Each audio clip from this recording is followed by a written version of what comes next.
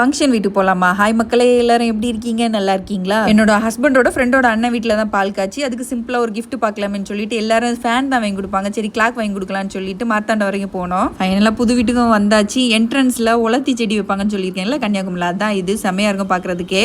வீடை பார்க்கவே செம்ம கிராண்டாக இருந்துச்சு. ஃபுல்லாக சன்லைட் வர்ற மாதிரி விண்டோஸ் எல்லாம் செட் பண்ணி வச்சிருந்தாங்க. பார்க்க ரொம்ப நல்லா இருந்துச்சு. பார்த்துக்கோங்கப்பா, இவங்க தான் இந்த வீட்டோட ஓனர். எல்லாருமே வீடு கட்டினா வாஸ்து பார்த்து இன்டீரியர் ஒர்க்லாம் பக்காவாக பண்ணுறாங்க. இந்த வீடோட ரூஃபே அவ்வளோ சூப்பராக இருந்துச்சு. இந்த வீட்டை பார்த்தோன்னே எனக்கு ஒரு டவுட் வந்துச்சு. நான் ஹஸ்பண்ட் கிட்ட கேட்டேன், இந்த அக்காளுக்கு 24/7 வேலை இருக்கும் பார்த்துக்கோங்க இந்த வீட்டில், ஏன் அப்படி சொல்லுது? ரூஃப் எல்லாம் நல்லா ஹைட்டாக இருக்குல்ல, அப்புறம் எப்படி ஒட்டரை அடிப்பாங்கன்னு சொல்லி கேட்டேன். அதுக்கு அவர் வந்து ஆளை வச்சு அடிப்பாவ, நீ வந்தியா பாத்தியா, நீ சாப்பிட போமான்னு சொல்லி என் வாயை அடிச்சு கூட்டிட்டு போயிட்டாரு. அப்படி சாப்பிட்டே உட்காந்தாச்சு. 11 வகை கூட்டு, 3 வித பாயசத்தோட சாப்பாடு செமையா இருந்துச்சு. ஆனா என் 2வது பொண்ணு தான் மீன் குழம்பு கேட்டா. பால் காய்க்கிற ஃபங்க்ஷனுக்கு வந்து நான்வெஜ் வைக்க மாட்டாங்க. அது ஏன்னு தெரிஞ்சா கமெண்ட் பண்ணுங்க. இது உங்களோட ட்ரீம் ஹவுஸ் சக்சஸ்ஃபுல்லா கட்டி முடிச்சிட்டாங்க. வாழ்க வளமுடன். அப்படி நாங்க சாப்பிட்டுட்டு கிளம்பியாச்சு. நெக்ஸ்ட் வீடியோல பார்க்கலாம். டாடா, பாய்.